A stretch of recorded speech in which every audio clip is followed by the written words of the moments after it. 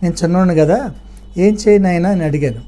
అడిగితే లేదు నువ్వు అయితే నీ మందని నా మంద నేనే కాస్తాను, నువ్వు ఆ గుమ్మం తీసి నాకు అప్పగించు, అది మళ్ళీ దొడ్లో తోలుతాను, తడికి తీసి దొడ్లో తోలక ఏది నెవరికి వస్తుందో ఏది నెవరికి రావట్లేదో చూసి చెప్పు అన్నాడు.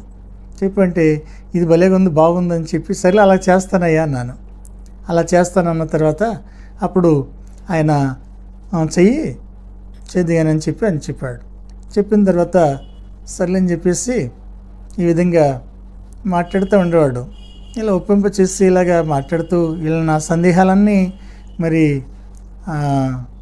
విజయసాగర్ అని అతను, అలాగే వెంకటేశ్వరరావు, అలాగే ఇంకా ఇంకొక కొంచెం పెద్దగా అన్నాడు జాన్ అని ఉండేవాడు.